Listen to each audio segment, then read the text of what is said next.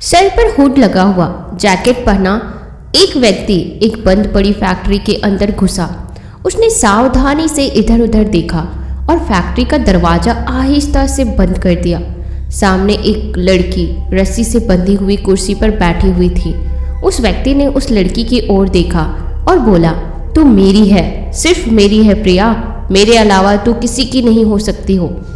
जैसे ही उस व्यक्ति ने अपना मास्क उतारा, सामने खड़ा रोहित जोर से चिल्लाया, मैं जान से मार दूंगा तुझे मनोज, साले प्रिया को छोड़ दे। तभी रोहित के मुंह पर किसी ने जोर से पानी डाला। क्या रे आशिक, दिन में सपने देख रहा है? हवलदार जोर से ठहाका लगाते हुए बोला। लगता है मनोज तेरी गर्लफ्रेंड का आशिक है। रोहित ने बदहवास हालत में इधर उधर देखा तो वो सच में सपना ही देख रहा था कि मनोज ने प्रिया को अगवा करके रखा है और वो उसको बचाने गया है। सपने में उसको सब कुछ असलियत ही लग रहा था। अपनी बेबसी पर उसको रोना आ गया। काश पुलिस वाले उसको एक बार छोड़ दे तो वो प्रिया को ढूंढ लाए। उसकी आंखों से आंसू टप टप करके बहने लगा। हवलदार को देखकर बोला, काका मुझे पानी को पीने दे दो। सिंधे ने उसकी ओर देखा और बोला, क्या हालत हो गई है रे तेरी, चल पानी पी। उसने रोहित के हाथ खोलकर उसको पानी की बोतल दी। रोहित एक ही सांस में पूरी बोतल खाली कर गया। फिर बोतल वापस करते ही रोहित हाथ जोड़कर बोला, सिंधे साहब मैं आपके आगे हाथ जोड़ता हूँ, प्लीज़ काका, प्लीज़ मेरी बात एक बार प्रिया की माँ से करा दो। मैं बेकसूर हूँ, वो एक माँ है, इसलिए परेशान होकर उन्होंने मुझे बंद करा दिया। वो मुझे अच्छे से जानती है, मैं उनको समझाऊंगा तो वो मुझे ज़रूर समझेगी। प्रिया को बचाने के लिए मेरा यहाँ से निकलना बेहद ज़रूरी है, प्लीज़ एक बार बात करा दो। उसकी ऐसी हालत देखकर हवलदार सिंधे को भी उस पर तरस आ गया। वो बोले, तुम मेरे को सच्चा आशिक लगता है, मैं तेरी मदद भी करना चाहता हूँ, मगर तू रानी को जानता नहीं है। उसको जरा भी खबर लगी तो वो मेरा इनकाउंटर कर देगा। रोहित ने उदास नज़रों से उनकी ओर देखा और अपनी जेब से एक 500 का नोट निकालकर चुपके से सिंधे के दोनों हाथों के बीच रख दिया और उसके दोनों हाथ पकड़कर बोला, प्लीज़ काका, इतनी ही है मेरे पास, प्लीज़ मेरी मदद करो, मैं आपका एहसान जिंदगी भर नहीं भूलूंगा। सिंधे ने नोट देखा और उसके चेहरे पर अलग सी मुस्कान आ गई। अब रुलाएगा क्या पगले, वैसे मैं ये सब नहीं करता, पर तू मेरे को सही आदमी लगता है, इसलिए सिर्फ एक कॉल, हाँ, और लाइन पर ही करेगा, जल्दी करना, और फंस गया तो मेरा नाम नहीं आना चाहिए। सिंधे ने रोहित को जल्दी से वहाँ का लाइन हाथ में दे दिया। प्रिया के घर के लाइन पर मिलाया तो पहली बार में किसी ने नहीं उठाया। रोहित ने सिंधे की ओर मायूसी से देखा तो सिंधे बोला, एक बार और ट्राई कर। इस बार प्रिया की माँ ने कॉल उठा लिया। रोहित हड़बड़ाते हुए बोला, आंटी मैं रोहित बोल रहा हूँ, प्लीज़ आप इन पुलिस वालों को बोलिए, ये मुझे गलतफहमी में बैठा कर रखे हैं, ये मुझे छोड़ ही नहीं रहे हैं, मुझे प्रिया को ढूंढना है। उधर से आवाज़ आई, हाँ बेटा तुम सही कह रहे हो, मैं बात करती हूँ पुलिस वालों से, बोलती हूँ तुमको छोड़ दे। वैसे तुम कहाँ हो अभी और कहाँ से फ़ोन कर रहे हो अभी, कौन है तुम्हारे साथ? पता नहीं आंटी, मुझे तो इन लोगों ने थाने के एक कमरे में कुर्सी पर बांध रखा है। मैंने मौका मिलने पर जैसे तैसे कॉल मिलाया है। ओह ये तो बहुत गलत किया उन्होंने तुम्हारे साथ, रुको मैं बोलती हूँ उनको। Thanks aunty, thank you so much. बोलते बोलते रोहित का गला भरभरा गया। फ़ोन करते ही सिंधे बोला, क्या रे आशिक, तेरी तो लॉटरी लग गई। थैंक्स काका कहकर रोहित नम आंखों से धन्यवाद जताया, मगर इस बात से अनजान कि उसकी ये खुशी कुछ पल की ही थी। तभी शिंदे का मोबाइल फ़ोन बजने लगा है। देखा है पहली बार साजन की आंखों में प्यार, उसकी ये रिंगटोन सुनकर रोहित के चेहरे पर भी मुस्कुराहट आ गई।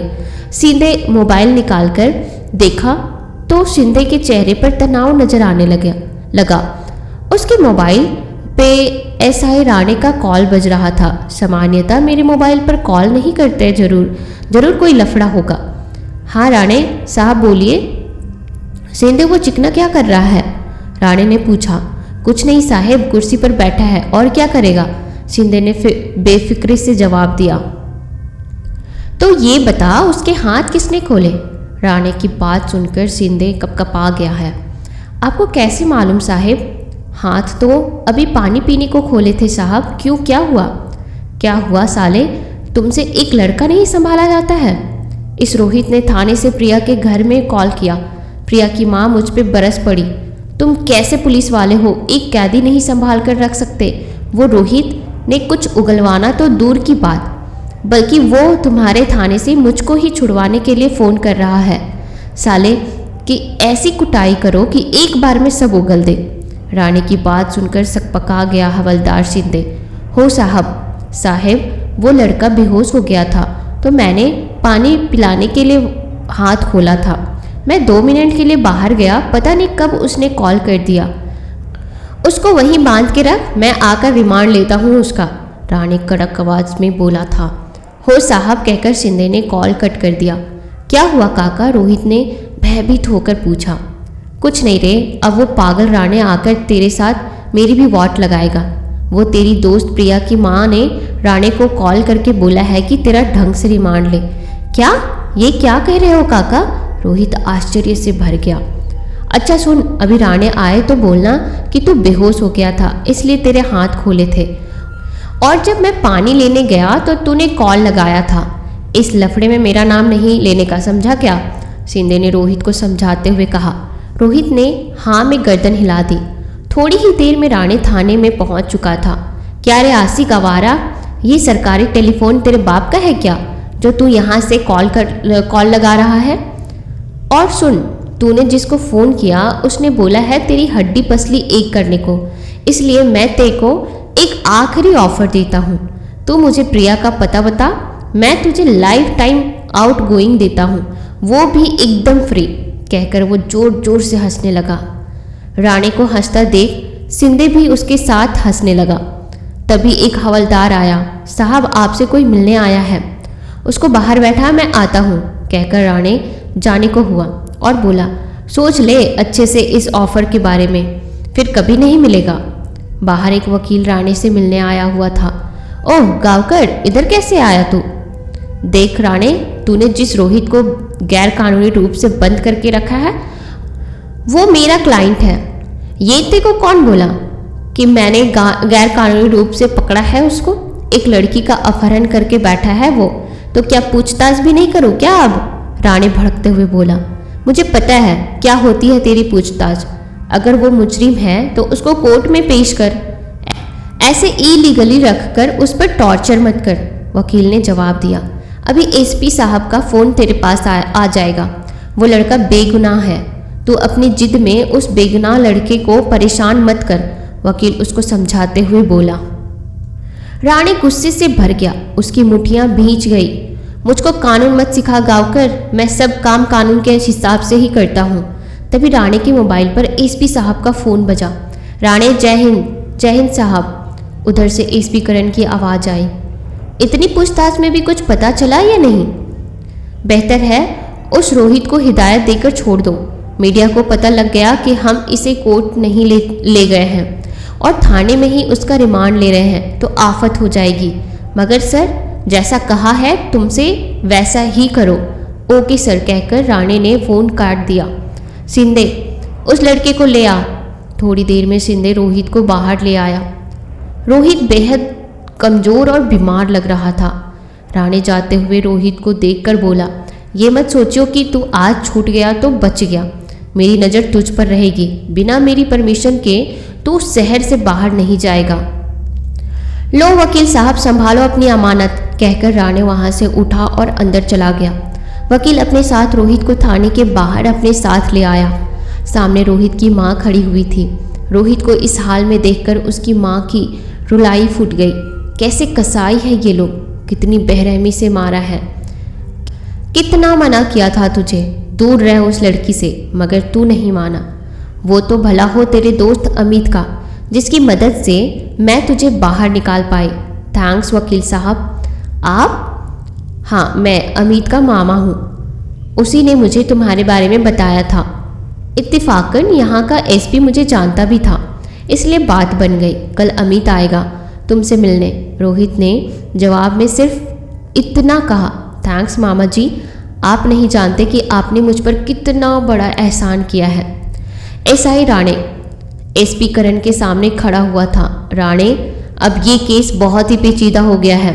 सिंघानिया शहर के सबसे बड़े बिजनेसमैन हैं। नेता, मंत्री और मीडिया का बहुत सारा दबाव आ रहा है, इसलिए मैं अब खुद इस केस को पर्सनली देखूंगा। हम सिर्फ एक ही डायरेक्शन में फोकस कर रहे हैं। रोहित पर सारी एनर्जी वेस्ट करने से फ़ायदा नहीं होगा। रोहित पर भी नज़र रखो, मगर इस केस से जुड़े हर व्यक्ति की बारीकी से जांच करनी पड़ेगी। वो कोई भी हो सकता है, उसका दोस्त, उसका दुश्मन, उसका कोई अपना या पराया, कोई भी हो सकता है। इसलिए दिमाग के घोड़े को दौड़ाओ और हर एंगल से जांच करने की कोशिश करो। मैं एक्सपर्ट टीम के संपर्क में हूँ जो मुझे प्रिया के मोबाइल की कॉल डिटेल्स और लोकेशन उपलब्ध करा देंगे। एसपी करण के आदेश पर मिस्टर सिंघानिया की कोठी के नौकरों को पूछताछ के लिए थाने बुलाया जा रहा था। राणे ने कॉल करके मिसेस सिंघानिया को बोला तो उन्होंने कहा, आपको किसी नौकर पर कोई शक है क्या? घर पर ही आ जाइए और अगर संभव हो तो यहीं आकर पूछताछ कर ले। तो एसआई राणे ने कहा, मैडम, पुलिस का काम ही है शक करना। वो हर उस व्यक्ति पर शक करती है जो उस केस से कभी भी किसी भी तरह जुड़ा हुआ हो, और तब तक शक करती है जब तक वो निर्दोष साबित ना हो जाए। और रही बात कहाँ और कैसे, तो इस काम को आप पुलिस पर ही छोड़ दीजिए। जिस अंदाज में राणे ने कहा, उसको सुनकर मिसेस सिंघानिया सख्ते में आ गई। जी सर, मैं तो बस इसलिए कह रही थी कि आप लोगों से मिलना भी हो जाता और केस की प्रोग्रेस भी डिस्कस हो जाती। खैर, मैं भेजती हूँ सभी नौकरों को। फ़ोन कट करके राणे ने एसपी करण को कहा, सर, हम उन नौकरों को यहाँ क्यों बुला रहे हैं? मुस्कुराए एसपी करण और बोले, पूछताछ में जो सच नौकर यहाँ बताएंगे वो बंगले में कभी नहीं बताएंगे, इसलिए उनका रिमांड यहीं थाने में लेना जरूरी है। जी सर कहकर राणे बाहर चला गया। सारे नौकरों को एक एक करके अलग से पूछताछ की जा रही थी। साथ में राणे भी था, मगर आज वो एकदम शांत था।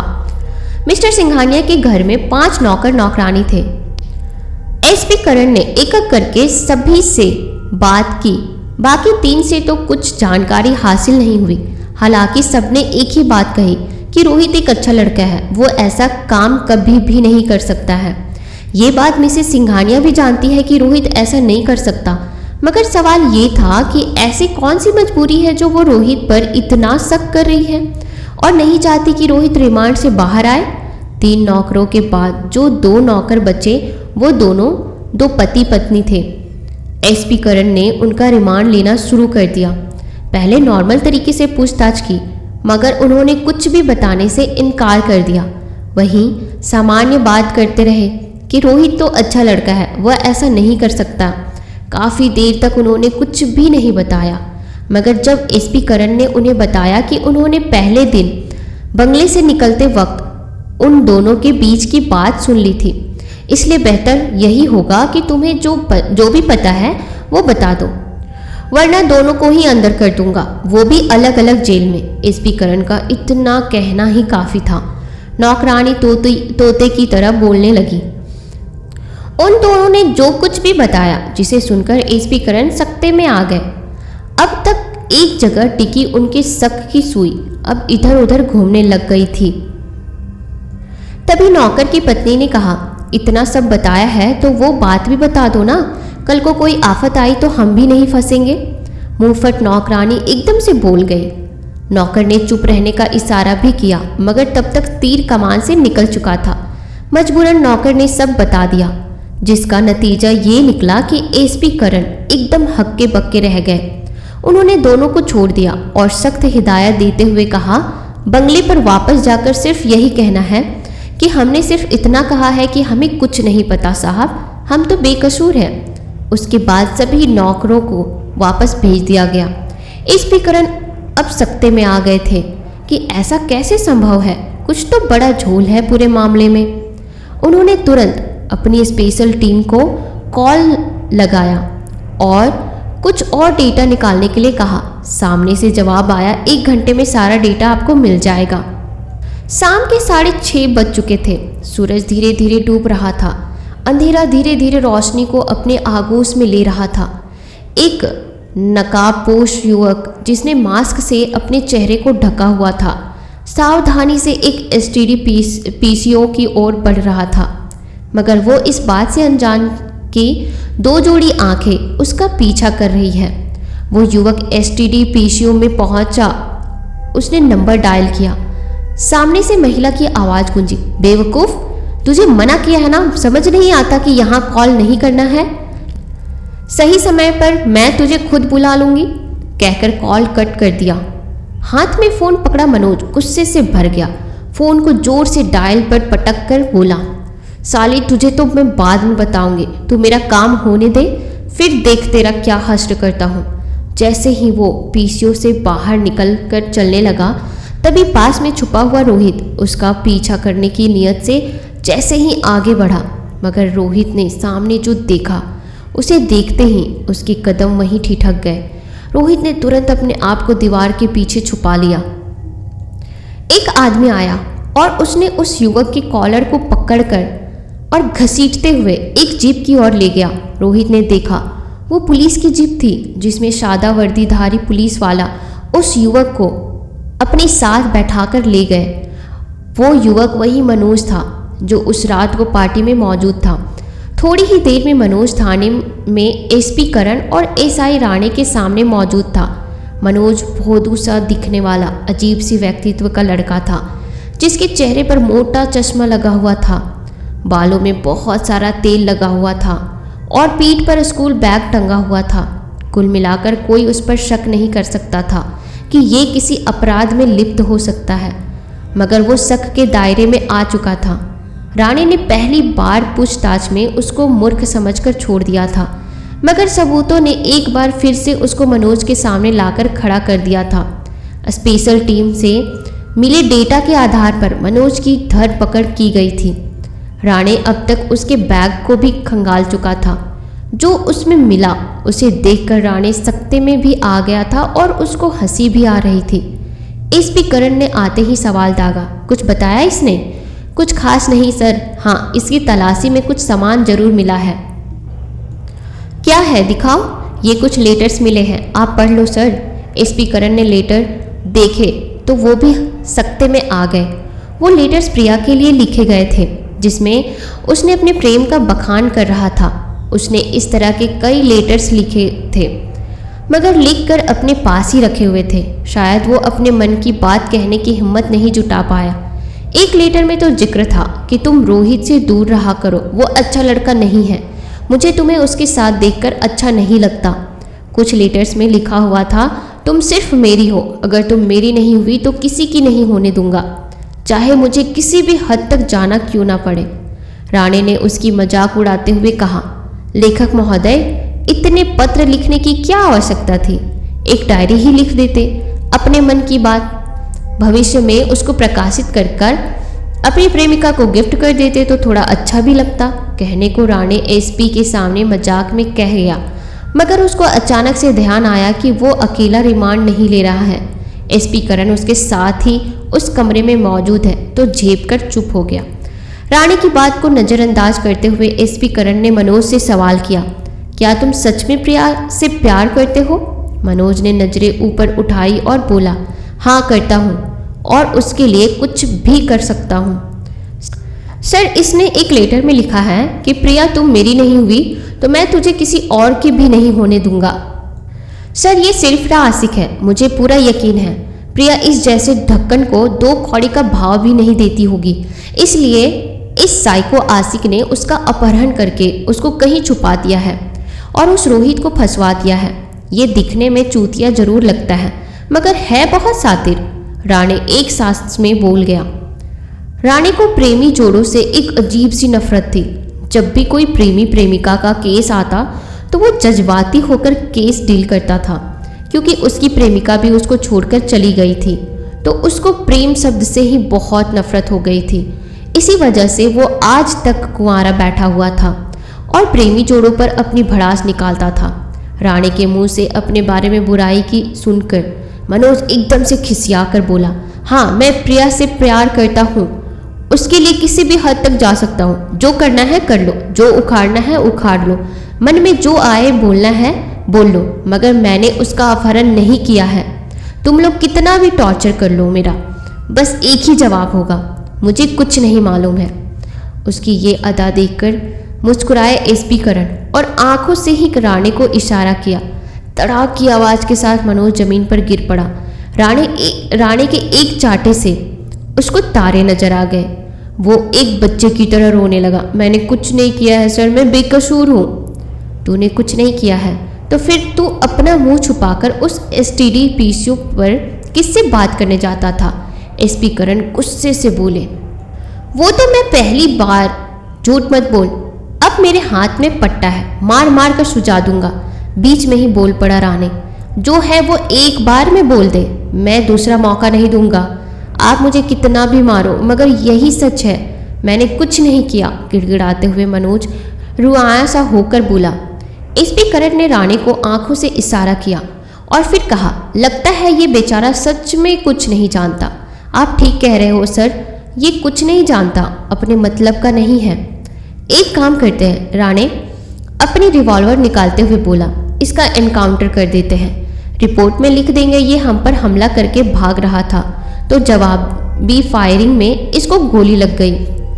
राणे के हाथ में रिवॉल्वर देखकर मनोज का गला सूख गया। सर ये आपका कौन सा एनकाउंटर है? सिंधे ने पूछा। आज इसके साथ अपनी 50 हो जाएगी। बहुत लकी है तू, आज तू मेरी 50 करेगा। जैसे ही राणे ने रिवॉल्वर मनोज की ओर तानी, मनोज जोर जोर से रोने लगा। मैंने कुछ नहीं किया, मुझे छोड़ दो, मैं सब बताता हूँ, मुझे मत मारो, मुझे छोड़ दो। एक दूसरे की ओर देखकर मुस्कुराए एसपी करण और राणे। मनोज तोते की तरह एक सांस में सब बोलता चला गया। उसने जो बताया वो सुनकर दोनों के चेहरे पर मुस्कुराहट आ गई, क्योंकि जो उसने बताया उसका अंदाजा उन्हें कुछ देर पहले ही लग चुका था। अब बारी थी मनोज से मिले हुए सूचना की सदुपयोग करने की। थोड़ी ही देर बाद एसपी करण और एसआई राणे सिंघानिया साहब के बंगले पर पहुंचे। मिस्टर सिंघानिया सोफे पर उदास बैठे हुए थे। उन दोनों को आता देख उठ खड़े हुए और बोले, आइए एसपी साहब, मेरी बेटी की कोई खबर लगी क्या, या फिर आप फिर से बस वही पूछताछ ही करने आए हैं? सिंघानिया ने नाराजगी जताते हुए कहा। हम आपकी तकलीफ समझते हैं सिंघानिया साहब, आप हौसला रखिए, हम अपराधी को पकड़ने के बेहद करीब हैं। बस आपके बंगले के सभी लोगों से कुछ सवाल जवाब करने थे। कुछ सोचकर बोले मिस्टर सिंघानिया।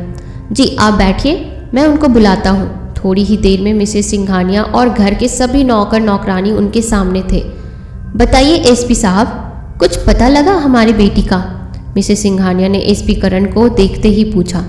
जल्द ही पता लग जाएगा मैडम, उससे पहले हमें आपसे कुछ जानकारी लेनी है, एसपी करण ने जवाब दिया। जल्दी पूछिए, क्या पूछना है? तुनक कर बोली मिसेस सिंघानिया। मैडम आप मोबाइल यूज़ करती हैं? बिल्कुल करती हूँ। ये कैसा सवाल है? और आपका नंबर किसके पास है? आप कहना क्या चाह रहे हैं? खिसियाकर बोली मिसेस सिंघानिया। आप सिर्फ मेरे सवाल का जवाब दीजिए, एसपी करण ने सख्ती से कहा। मोबाइल का नंबर मेरे सभी मिलने वालों के पास है, मिसेस सिंघानिया ने जवाब दिया। ठीक है, तो फिर आप बताइए कि आपका मोबाइल नंबर क्या है? एसपी करण ने फिर से सवाल दागा।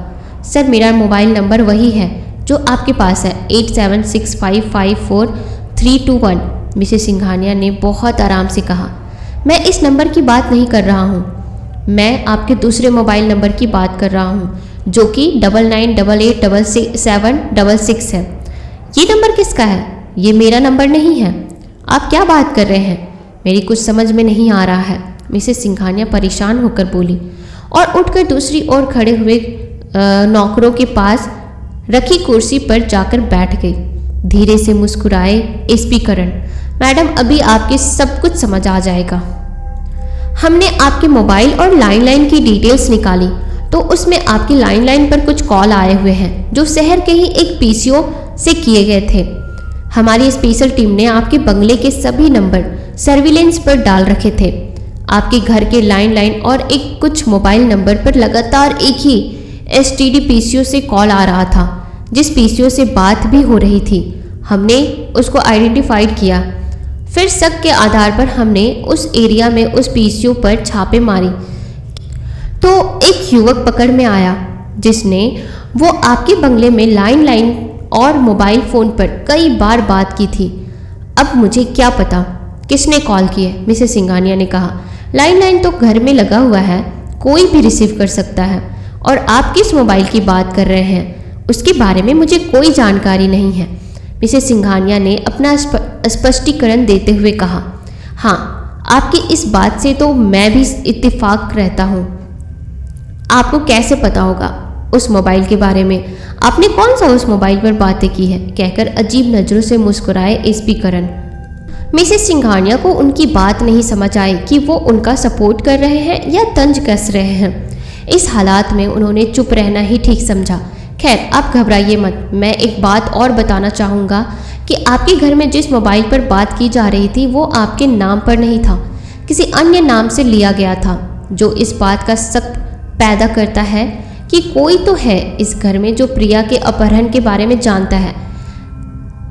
इंस्पेक्टर करण सभी को शक की निगाह से देखते हुए बोले, आप गोल गोल क्यों घुमा रहे हैं? सीधे सीधे क्यों नहीं बताते हैं कौन है वो और क्या बात है? मिसेस सिंघानिया ने कहा।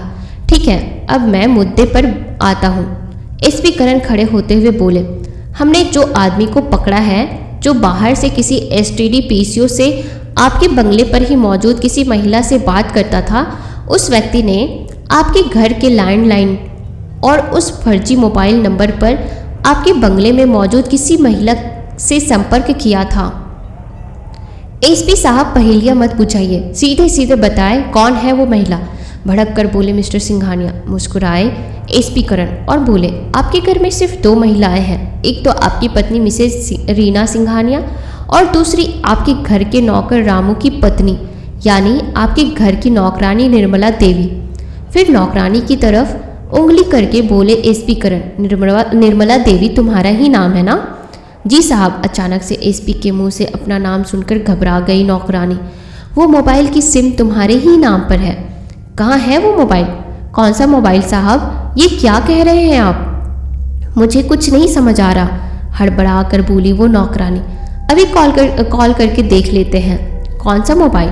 जैसे ही रानी ने उस नंबर पर कॉल किया, नौकरानी के पास रखे गमले में रखा हुआ मोबाइल फ़ोन बजने लगा। अपने नज़दीक से आती मोबाइल की रिंगटोन सुनकर नौकरानी के पैरों तले से ज़मीन खिसक गई।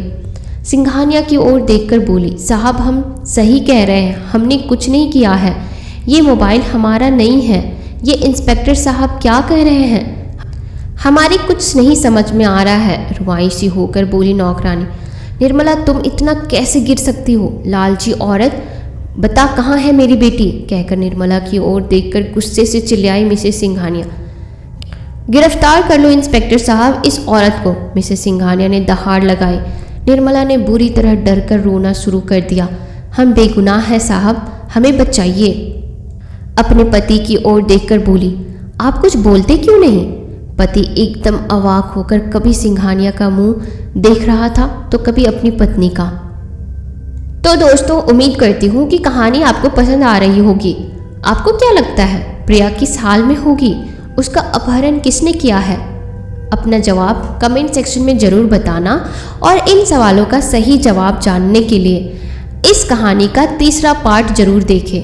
अगर आपने इस कहानी का पहला पार्ट नहीं देखा है तो उसका लिंक मैं डिस्क्रिप्शन में डाल देती हूँ। आप पहले इस कहानी का पहला पार्ट देखो, फिर आप इसके आगे तीसरा पार्ट ज़रूर देखना। और इस कहानी का तीसरा पार्ट तभी देख सकते हो जब आप मेरे चैनल को सब्सक्राइब करोगे। तो जल्दी से आप मेरे चैनल को सब्सक्राइब कर दो ताकि आप इसी तरह की कहानियाँ आगे भी सुनते रहें।